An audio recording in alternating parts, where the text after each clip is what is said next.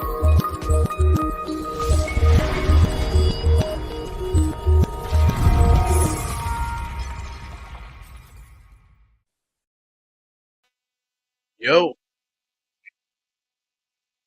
it's not the Joker talk.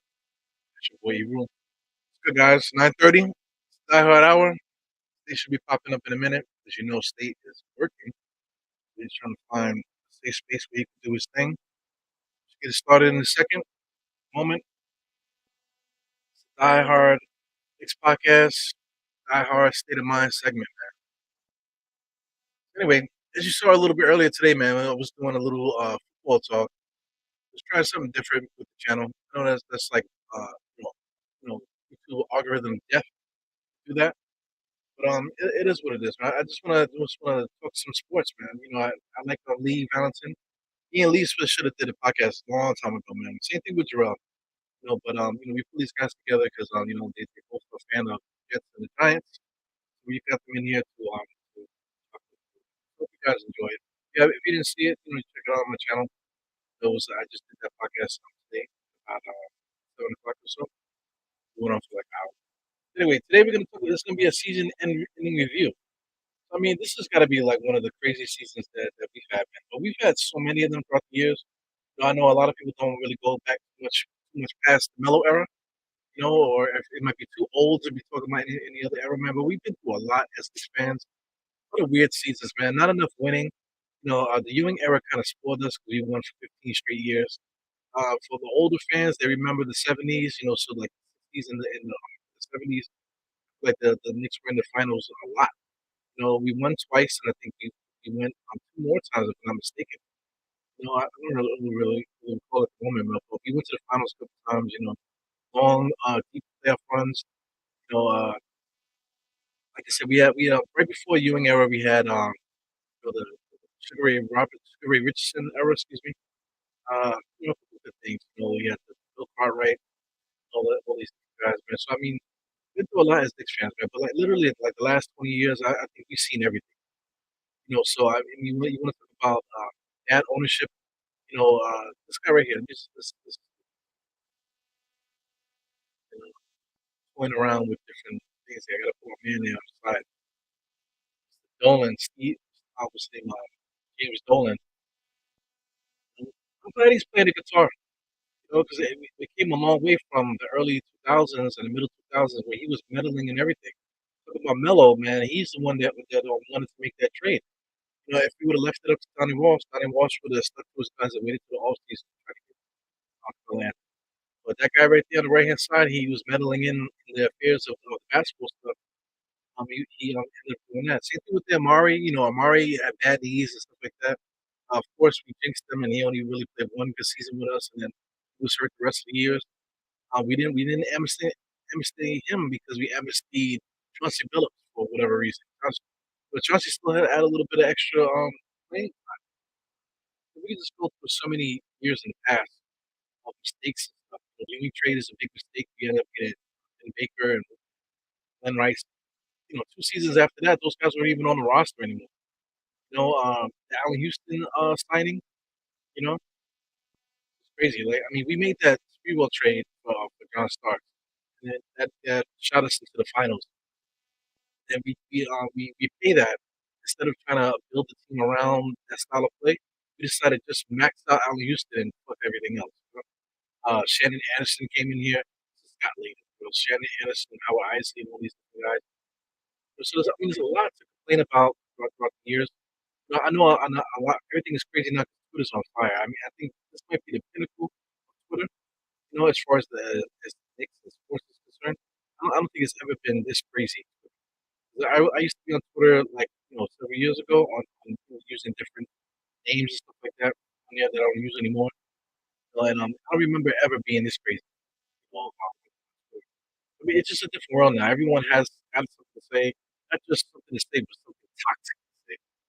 Has something spicy to say, or whatever. I got myself caught up in that. Getting up in the mix of the Matrix and all this. And the other. I wish I would have calmed myself down because when I say something, I mean it. A lot of people saying it's nothing. Well, it's just Twitter, bro. What the fuck? You know what I'm saying? But a lot of people not like that. gotta really be careful what you say on it. Yeah, but you know what? Like I said, we had a crazy season. Shout out to Geraldine. Shout out to Ralph Diaz. We had a crazy season. You know, it starts. You know, it really starts from the off season, which is leading from last year to this year, and our expectations of what we thought this team was going to be, or what we thought we needed for this team to succeed. Of course, point guard. You know, point guard was the number one thing that we did. But hindsight is 2020. You know, we're waiting for state. You know, it's not hindsight is 2020. Like maybe we should have just got the point guard. You know, if we would have invested the time and the money to get that point guard and not done anything else, then maybe that would have been the right thing to do. You know, so you talk about Reggie Bullock, losing Reggie Bullock. You know, maybe Reggie Bullock is the key reason why Dallas Mavericks are in the playoffs right now. You know, just holding the team together. You know, so maybe Reggie Bullock was the guy that was holding our team together. You know, during that time, and so maybe hindsight is 2020. Maybe we should have kept him. You know. So anyway, State is here. State is getting comfortable. Pop him in there now. What's good, State?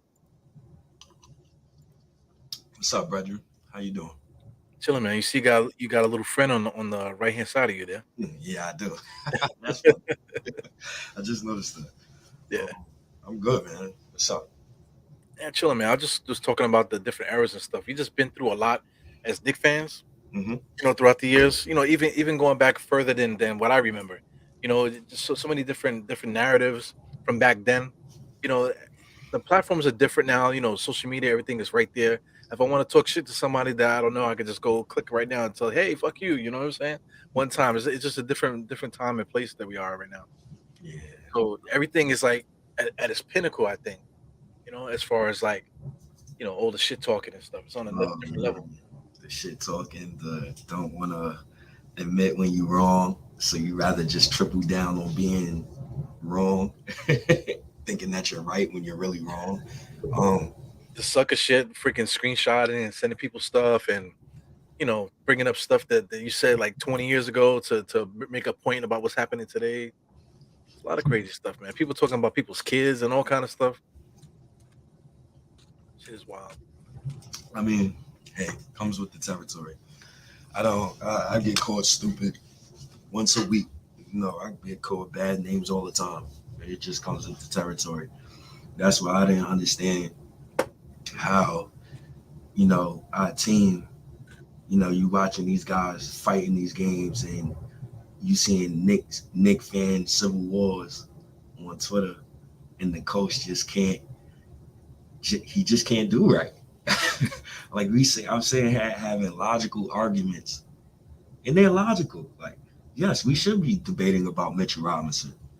We should be debating about RJ Barrett and his max contract or re-signing Mitch, right? We should be debating Randall. We should be debating why we didn't start quickly at the beginning of the season. But you know what? This all comes down to one man. That's the conclusion I got from this season. It comes down to Tom Thibodeau. it comes down to this joke of a coach who consistent he consistently lies in post game interviews. He bullshitted me the second half of the season with the point guard situation, disrespected quickly, and said we had no other option. And you know, Leon Rose, he did the best what he could do in free agency. Right? It wasn't the greatest free agency. Probably give it like a C minus. He could have done better. But at the end of the day, when I look at coaches around the league, and I'm looking at the playoffs right now, I'm seeing coaches do adjustments and stuff like that. Nobody would, in their right state of mind, could tell me that if Tyloo had this same set roster, would he have gone 3-17? So at the end of the day, I put the blames. I put like at least like 85, 90% of the blame this season on Tibbs' lap. Just sitting back, thinking about everything that transpired. It's all on him because all he had to do was make simple adjustments, and we wouldn't be sitting at home watching other teams in the playoffs. So I'm like, I'm really disappointed with Tibbs because he should know better. He should know that he's 64. He should know better. right? You should know when Burks is playing bad. You should know when your star player Randall is flustered. You should know better. Yeah, I So, mean, it's deeper than that because I mean, he says that oh, you guys he watched got to watch games 3 or 4 times and we didn't study it and this that, and the other. What did Willie Green say? Willie Green's a rookie coach, right? From the Pelicans. What did he say? He was just like, yeah, I'm gonna play 3 rookies. Whatever the fuck. You know what I'm saying? He's gonna play who's there. Like you could take it back. We mentioned this before. You could take it back down to biddy leagues, man. I used to coach my brother, my son's brother. I used to coach him when he mhm, was little. Freaking like 7 years old or whatever. First time really playing basketball, 5, 6, 7, and like these kids, like they know what running is. You know, you could tell them, hey, put your hands like this and get low and whatever. If the ball comes in front of you, steal it. That type. You can give them little cues and they'll be able to do it. mhm, So you watch your crew and you can see who could play, you can see who can't play. So you just adjust accordingly, and that's just basketball. I don't need to watch 20, like videotapes of this team or scout the other team and write and get videotape and stay up all night doing all that shit. I don't have to do that. This is basketball. Like, but this is a professional team. He has all those resources at his disposal. He has a coaching staff. Everybody takes care of certain things. They have a job to do. You bring him the data. They sit down. They talk about it like how me and you talking about it. And mhm. and you mean to tell me you still can't tell me that Burks is not a point guard? You still can't use the guys you have. You mean to tell me let's bring this up. Julian Tran. I mentioned this earlier. This was actually on the Nick of Time show. Mark Berman was on their show, I and he say said, it. "You seen it, right?" Yep. So you saw what he said. He was saying that basically Tom Thibodeau that he hears, that Tom Thibodeau might have regrets about not playing the kids sooner. I don't care about that. I don't love Jay Ellis, love his work. Show us the KOT show. I don't care about Mark Berman's little positive press tour for Tom Thibodeau. A person with a good coaching mind would have known to play the kids earlier in the season. You goddamn idiot! I don't want to hear about him regretting anything because he played Burks all season, bro. He played he like you literally ruined Randall. He ruined him because you let Randall self destruct when you could have reined him in early, early, bro. Even if RJ Barrett was playing bad, you could have reined him in early, right? You could have played Grimes without having a COVID and injury excuse to other players. Yeah, like a lot of this stuff that happened this season, like it was really like a slap in the face for me. And I'm sick of having these petty arguments and people say, Tibbs, to people that say Tibbs played the kids. Okay, he played the kids, but in what context did he play the kids, dog? Where's the context in he played the kids? Can I get some context, please? Well, I mean, he only played them because he had to. Play the truth every single time. Like Grimes only got minutes because we absolutely needed him to play. We had nobody else to play. You know what I'm saying? I mean, it started off with the freaking him benching Kemba Walker, man. He benched Kemba Walker after like a handful of games, and then he was saying it all crazy too, like yeah, that motherfucker ain't gonna play no more. Not on my team, you know what I'm saying? He don't play no defense. We gonna start burst and this, that, and the other. He was saying like he was the illest dude ever. So I mean, you respect him because he's Tom Thibodeau. You respect him, but I mean, right after that little thing, and then we needed Kemba to start. Then Kemba went back to starting, and then now all of a sudden he can't take Kemba out now. He dropped 44 in Yeah, that start and he where, kept him in there. where he came back. He dropped 44 and then he benched him again. And my point that was really disrespectful was you benched Kemba, but you played Alfred Payton all season, bro. That's wild. Like how can you even explain to a person like me practice matters? Practice don't matter to you. What matters to you is who you want to play. Because if practice matters, quickly should have been started. As soon as as he benched Kemba, quickly should have been a starter, straight like that. Straight like that. So it's like, you know, people say, oh, Tibbs, the kids developed under him. Man, I can't give him that. I can't personally like give him all that credit for what the kids did. Like he did stuff like Leon Rose trading a first for Cam Reddish, and you don't even have the decency to play him. Like, and it's not like Reddish is on the bench for some All Star. He on the bench for Evan Fournier. You giving Taj minutes.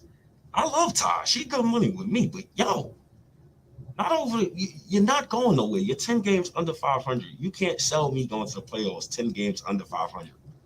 While my team's best player was actually playing like trash. It's crazy, man. Like the point you made with the development too is like people saying, "Oh, Tom Thibodeau develop." That's why I don't like to say developed. Because I mean, I don't think quickly was developed. Quickly started when he forced Tom Thibodeau to play him last year. Yep. He had to choose quickly over DSJ. And then we made whatever moves we made. But quickly is a self-made person. Obi Toppin, of course, they were giving him minutes, whatever, whatever. But he never lost his confidence in such a way where he wasn't playing hard. Obi never stopped playing hard. You No. know, and the I guess like the style of offense that we've been playing, maybe Tom Thibodeau misused him, and just for the simple fact of the way that Tom Thibodeau coaches, we needed Julius Randle to get a breather. We needed Jericho Sims to come in to spell Nerlens Noel. Nerlens Noel was sacrificing his career. He didn't even come off the bench at all this season because of what he did last year. Sacrificed his whole career for Tom Thibodeau last year. Now look at him. The guy hasn't played in over a year. Use Jericho Sims. Use the guys that you have on the roster to get you through the 82 games. You don't burn your team out and then like go through all these season-ending injuries and all these things happening, and then at the end of the year, now you hoping for these guys to play for you. You even know how to use them because you use them all year. You don't even know what you have. I mean, that's all it is right there with Tom But that, Thibodeau. but that's trying to get your young guys prepared for like game 75, for Yeah, game 65, for game 55. Like Sims should have been playing all season. Personally, if yeah, you want to play two bigs who can protect the rim, ideally your center rotation would be Mitch and Jericho Sims, right? right. But why is it so difficult for this old man to understand that? Because he got an infinity with Taj Gibson? Are you kidding me? Like stop, like it's cool, but like I don't need to see vets playing unless they're good vets. Yeah, Rose can play on my team any day of the week. That's a fact. But you can't explain to me why Reddish can't get minutes. Grimes should have been getting minutes from day one. Deuce should have been getting thrown in there. When you know Walker and you know Walker and those boys was getting killed on defense, you don't even try to throw a secret weapon out there. You just stick to what you keep doing, like it's going to continue to work. So, hey, man, I got so many gripes with Tibbs about this season, but I'm trying to. The one positive though, them young boys played so well towards the end of this season. It kind of saved a little hope that we could just bank on those guys to just get even better. yeah. It's the new hope for next year, man. But I mean, I made a pod a little earlier. I was talking about that whole Dallas and Utah game. So I mean, these guys are like slow dancing the half court here. You got Julius and Worldwide West. What the hell you think that shit is about, man? Because I mean that I can't really read it. I can't really tell if he's there just to like are they there to scout a player together, or like like they're gonna have a conversation and say, look, this is how we want you to play, or I don't get it, or are they trying to say, hey, do you want to play for this team or do you want to play for that team? It could go either way because you can't really tell by Julius Randle's body language. I don't know. It's, I can't even. I don't know, bro. Is it a, a PR stunt? Randall in Dallas. Are they scouting Jalen Brunson? Are they scouting Donovan Mitchell? Um, is Randall looking at his new teammates, or is he looking at Jalen Brunson as his new teammate on the Knicks? I don't know what they're trying to do, but I know one thing. I know I better not see the same roster come back next season. I know that. I know that for sure. because that's idiot. That's ridiculous. That's ridiculous. Well, yo, since we're gonna be talking about the roster, let's talk about like the very beginning of like, well, like the end of last season or whatever. What was the main thing that we all was screaming after last season? The point guard, right? We got to get rid of my man. You know, Alfred Payton. yeah, Every podcast, it was Alfred. yeah, yeah. But I was arguing with you about it because I was trusting Tom Thibodeau. I was trusting the way that we were playing. We were playing well. He organized that particular group together to play a certain way, right? So anyway, in order for it to work, you needed that point guard to play defense. At least Alfred Payton is a point guard. 6'5", but he played point guard his whole career. Yep. He averaged double figures in points for his career. He averaged what, like 6 assists a game. For his few seasons. So at least he is a point guard. So there was really nobody else to play aside from him. I mean, we could have went a different route and played Frank and stuff, but look where Frank is right now. You know what I'm saying. So I mean, really, really quickly was I mean not quickly. This guy, you know, uh, Peyton was Alfred. yeah, Alfred was our best option just for the height, the defense, setting the table, and just setting it up for the bench to come in later. So I It- mean, this year, we should have just got the point guard. That's all we should have did. yeah. And it's kind of like ridiculous. Like you see Randall come off a second All NBA, and you don't get him a point guard. You get him a rundown point guard. Like Knicks, the Knicks formula is we're gonna get the cheapest amount of talent, and whoever's coming here usually will be overpaid. Or we gonna get some over the hill vet, and we gonna just play him. It's like, yo, stop doing this garbage, man. Just cut it out. Stop getting us running. Kemba Walker, that's the best you got. That's what you bring us. Come on now, you gotta bring us something better than that, man. They gotta stop this bargain bin shopping and stop playing with us and start going for broke. Like you trying to you, even if you're talking about keeping Randall and you trying to max RJ while keeping Randall, and you still not gonna give me a four guard? Don't take me for a goddamn joke. Don't take me for a joke. Stop playing with me. Stop playing with me. Give me a point guard. Stop act like a sensible organization for once. Yeah, but now hindsight's 2020 too. If he would have got a point guard, like Tom Thibodeau's shown that he's not willing to change his offense. Because we did get Kemba, but did we ever run pick and roll much for Kemba? Run offense through Kemba? We still was running the offense through Randall, and making Kemba stand on the side to shoot. And that makes Kemba Walker useless at that point. If Kemba Walker's not organizing any offense, then getting him is completely useless. You Yeah, know, Kemba can't play. He can't. I don't know. Maybe he could have played off ball for a different coach, but this coach he wants Kemba to stand in the corner and be a corner hustler, and I don't. That's probably not Kemba's game.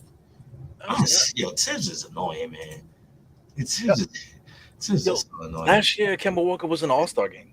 Yes, but he still had bad knees though, and that was recorded. But Right. that shouldn't be the only option. That shouldn't be your best viable option for that. You should have just started quickly for all of that. Oh, come Yeah. on, we wasting our goddamn time with these mid basketball point guards, man. We have a point guard in like 20 years. He playing. Well, from like just logistics and just from the books and stuff, we invested money in Walker. We invested money in Rose. We invested time in quickly in the draft pick and time, and we invested a draft pick in Deuce.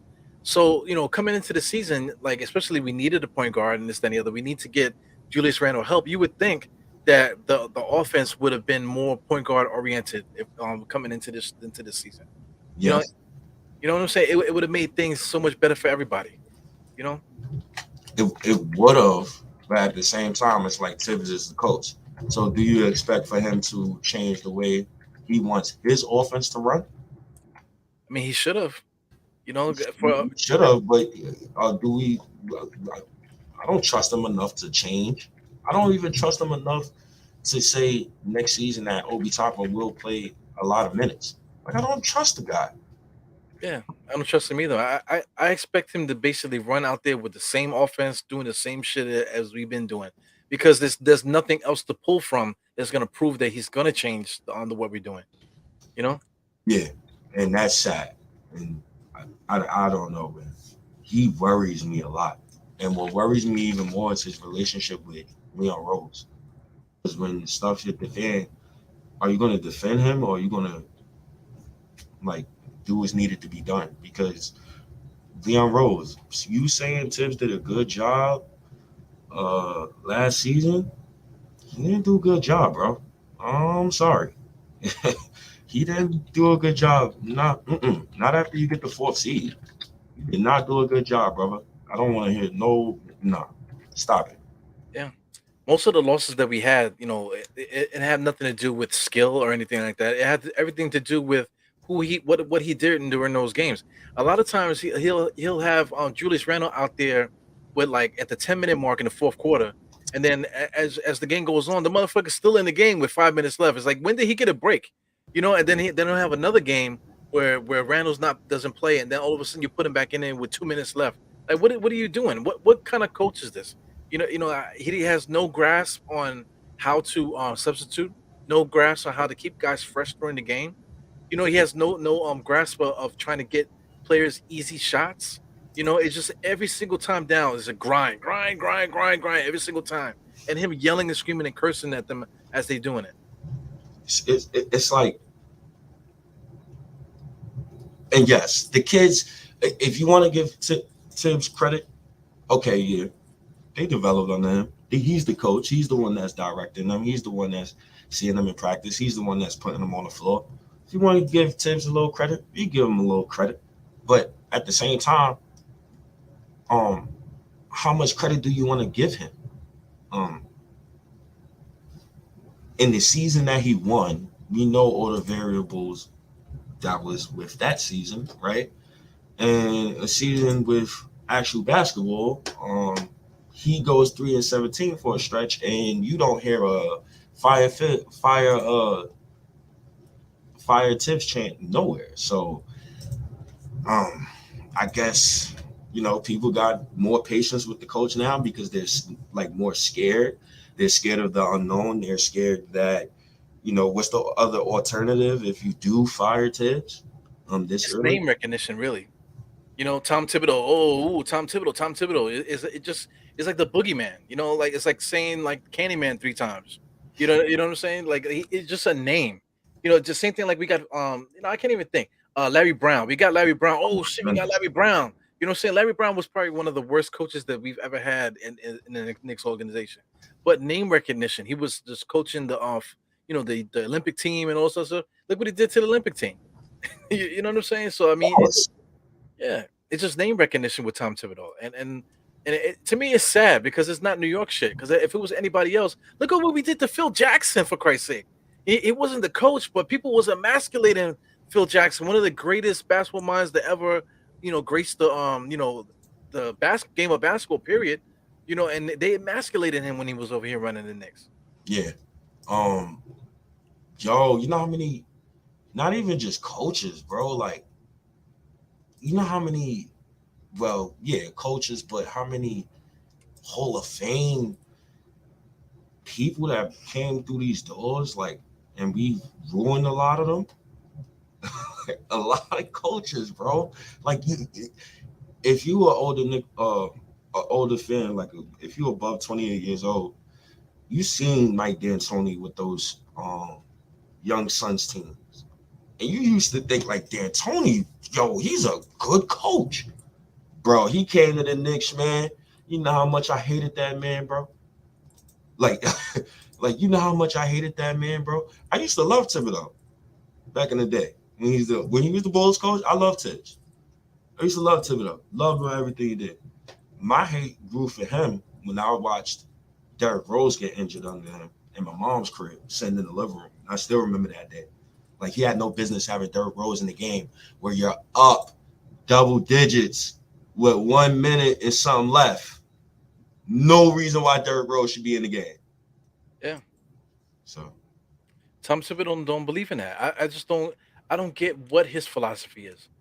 And then it just really irks me just going back to him trying to chastise fans that we don't watch the games and instead of that, it just comes back down to that. It just comes back down to that. We watch all these games. We go back years and years. You know what I'm saying? Like I remember when before Tom Thibodeau was even coaching anywhere. You know what I'm saying? So these guys act like they're holier than thou. They think they're smarter than us, and whatever. I mean, what did Tom Thibodeau do before he became a coach, an assistant coach? He got the hookup somewhere. Somebody liked him and gave him a hookup. That's what that is. So that's how we ended up being who he is now.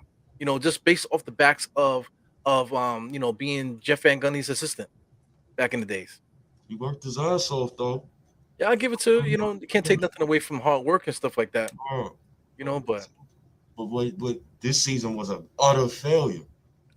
And I I know we spoke about Tom Thibodeau. Um, let's dedicate this next half hour. Let's dedicate the rest of this to Leon Rose because even though I know I said Tom Thibodeau, Leon Rose gave him what he had to work with. Yo, Leon Rose has been. You could go one or two ways with him. You could say he's done a shitty job past couple of years, or he's done a great job with what he had. He managed with what he had. But if you're a person like me, I I don't like what some of the things he did. I don't like the fact that you know you always go on the safe route and you do something like you resign Nerlens Noel before you resign Mitchell Robinson. So now I'm worried that Mitchell Robinson might walk because he might take Nerlens Noel being signed before him as disrespect. That's your draft pick. That's somebody you nurture. You're supposed to always pay him before Nerlens Noel, but you took care of Nerlens Noel. So what if Mitch sees that as disrespect? You don't do that's not good business to me. For me personally, you're a young team. You've seen everywhere Nerlens went. You've seen the rap sheet. He should know better. He should know better, dog. He should know that. Um, you do something like, you see Randall, he has bad season, good season, bad season, and you don't figure to at one point in time his 3-year tenure here so far, you don't get that man a star point guard. Steve Bills left you with that black man left him with 74 million. RJ Barrett and Julius Randle. And you just so happen to mess that up? Like how, brother? How? yeah, I don't know. I'm trying to pull up like the free agencies Hold from on. 2021 because I mean there were other people available that we could have went after. I know Lonzo Ball is like the main one, but I think Lonzo wanted to be in Chicago. So there's nothing really we could have done with that. But I mean, hindsight is 2020. Judging, assuming for a good coach, you're assuming that they're gonna change the offense, or whatever, according to the personnel they get. But in reality, he can't do that. So I mean, just to bring it back to Leon Rose, if you want to keep it with Leon, just to be his roster building, he got to have the anticipation to know that Tom Thibodeau's not going to change the same way like a D'Antoni. Like the whole time D'Antoni was here, like we had Duhan as a point guard. What's the point of having a D'Antoni if you're not going to get him a point guard? The Knicks never tried to get him a point guard the whole time that he was here. You know what I'm saying? So I mean, same thing with Tom Thibodeau. Tom Thibodeau wants to play a certain way, so we should have already been in tune with that and got him what he wanted. If we're gonna rock with him like this, Uh, so Listen, we wasted a whole year. I think. a whole year. We gotta get a point guard, bro.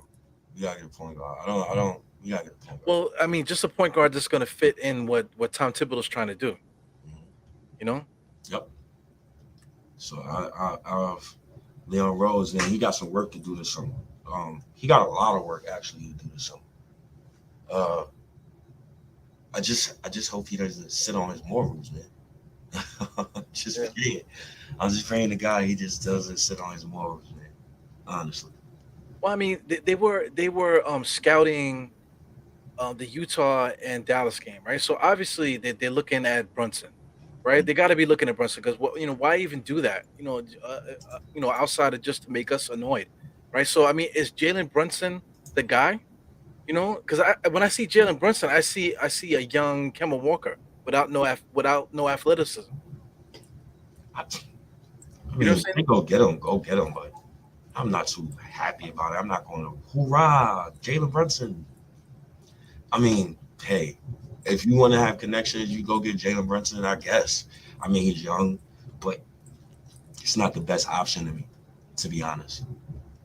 But I mean, how does he fit in with what Tom Thibodeau's trying to do? That's the big deal. How does he fit in with what Tom Thibodeau's trying to do? Uh, I'm sure he can spot up, shoot. Yeah, I know, but if you look at his highlights, a lot of his highlights is him doing of him just going one on one. Really, he has that in his game. He's not a spot up shooter. You have if you're gonna get Jalen Brunson, you gotta let him get involved in the offense, dribbling the basketball, a lot of just over dribbling. Jalen Brunson does a lot of over dribbling. You He know, be trying to find guys though. He be probing. I give him that. He be probing. He be trying to find guys, but yeah, I mean, I guess that's the yeah, best you got. yeah. Probing is probably like the best like definition of what Brunson does. Because he can't blow by nobody. I've never seen him blow by anybody. He's really just he'll drive and then he'll get cut off, spin, maybe take a jump shot or up and under type of things. He doesn't really blow by guys like that for somebody to be short. You know, Yep. So so I mean, Jay from Florida said he's a spot up shooter. I Man, mean, he can spot it. He can spot up, shoot. I guess. I mean, but I don't wouldn't want him to come here and do that. I want the ball in his hands. I yeah, don't know, man. Tibbs is the coach, man. I'm not Tibbs, man.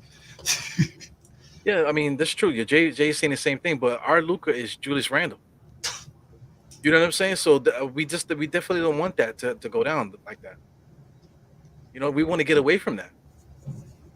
But at the same time, are we beating a dead horse with this shit, man? Because it's still my man here, Tom Thibodeau. He's still the coach. So no matter what other fly shit we're gonna say about offense and stuff like that, my man is still gonna be the coach. You know? That's Tibbs. Yeah, because I mean, if you give Brunson, man, you give Brunson the ball, you let him do his point guard thing, whatever. You work the offense in such a way where Julius Randle could chill sometimes.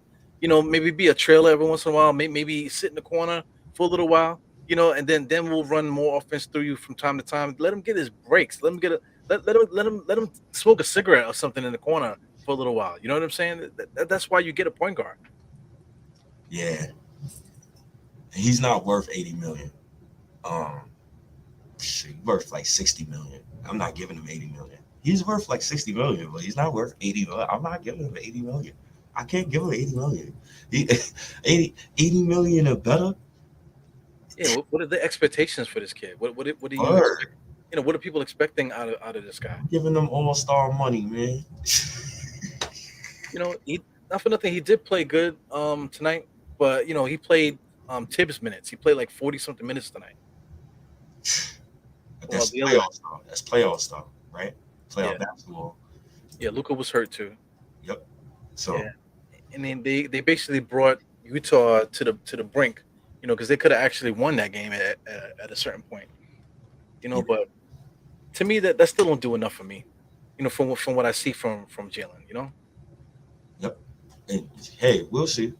Um, Jalen Brunson. That's, I'm saying that's like the best that we can do. What's like what else do we do aside from that? And the thing about it, we can't sign Brunson. We have to trade for him. We can't outright sign him. So how do we even do that? ah, uh, But I mean, something is brewing because these motherfuckers were at the game. They were at the game trolling us. They were at the game watching. Look at William Wesley. Like he's like I don't know, man. He's like he's praying, and Julius looks like he's really cares about what's happening. It's just crazy, man. What are they doing to us here? this goddamn team. Yeah, I can. I don't know, man. I'm kind of mad. I'm at work because I can't really. can't really go crazy, right? Yeah, like Well, I mean, Sherwin threw up a list, right? So Dejounte Murray, remember we was talking about trading RJ for him. Dejounte Murray. If we're not trading RJ, how are we getting him? Jalen Suggs. How are we getting Jalen Suggs here? Cole Anthony. All these other guys. Tyrese Halliburton's not happening. Malcolm Brogdon. We talked about him, a little bit. He's 6'5", but I mean, the dude, he's sitting right next to Nerlens Noel half the time. he always You know, hurt, man. He's always always. hurt. He's always hurt, bro. Always, And he's not just hurt. He's always. not just hurt. It's like, he has like a ruptured vagina, shit. Like now I'm just joking, but it's like stuff having to do with his hip, and muscles having to do with him jumping. It's like some weird thing that he had, but it was an injury to like his like hip growing area. So his explosion. That's everything about a basketball player. That his ability to be explosive and be shifty and stuff like that. That's the injury that he had. So we can't go get that guy. Nah, I'm good. Yeah, I'm good on that. And he's 29, and I think he signed a contract. He got like 3 or 4 more years left on the contract. These Yeah, people, so I'm looking like, how do we stop the bleeding? Like De'Aaron Fox, we was talking about De'Aaron Fox till we were blue in the face. We were going to trade Julius for De'Aaron Fox, but they went. Sacramento surprised us, and they went and traded for, the white dude from Sabonis. Excuse me, Sabonis. From Indiana. yep, So they have no use for Julius now. you know, we could have jumped on that on trade deadline. I mean, it, the Knicks need to just get it together. Honestly, they're pissing me off. They got to get it together. They need to make sure that they whatever transpired last season does not happen again. Because now fans is going to be coming for Leon Rose neck, and Leon Rose he needs to get it together. Honestly, so What should he do? What should he focus on? I know it's a point guard, but you know fo- who are we gonna get? focus on consolidating vets and please get a point guard. I just don't know at the moment. It's everything is just so cloudy for me until the lottery. Once the lottery happens, I don't know. I'll be for certain what the Knicks can do and what they can't do. Right. Yeah, man. It's just bugged out. I mean, Cole Anthony, dying to be a Nick. But who are you willing to give away? Because Cole Anthony is a good player. Cole Anthony's ready to go now. He's ready to he's already going. He's been going since he first started playing. So I mean, what do you give up for that? You're gonna have to give up draft picks at least, and a young player at least. You know. Yep. And listen, man, Yeah, not for nothing for fit wise. I think Cole Anthony would fit Tom Thibodeau because you could stick Cole Anthony in a corner, let him be a spot up shooter and that type of thing. Because that's kind of like his game a little bit. You know, he, you know, yeah, you I want him with the ball in his hands. yeah, That's the point. Like I want Cole Anthony with the ball in his hands. So people, whatever trade we do, I just hope that Tibbs just get it together. Honestly, this guy here. yeah, man. Come on, yo, dog. Let me go, bro. So I can help these people, man. These people just need help. They they get a million call outs because people just don't like money. They probably see you podcasting like, yeah, let me call this cat. For me? Oh nah, nah, they wouldn't do that. But, oh god, this team, bro, I'm so sick of this goddamn team. They did not get us a point guard for 21 years. I hope this is the summer. I hope this is the summer for it. No, we not, Mike. Stop it, man. Fans like you get a grip, bro. Yeah, but Uh, we are fucked because I mean, Tom Thibodeau. We have to cope. We have to build the team around Tom Thibodeau. That's the only way that it's gonna work. Because we tried to do something thinking that Tom Thibodeau is gonna work around it, but we clearly see that he's not capable of doing that. So we're just fucked, man. Let's see what Adaji is saying here. He's saying we don't need another point guard. We just need to play the ones that we have. I agree with this. I agree I with that, think but that's the logical thing. We don't right. have a logical coach. Yo, quickly, the way that quickly and Obi played at the end of the season, man. That's what I want. That was incredible. That was game changing. I feel like that's something that could be foundational where we can build off of that.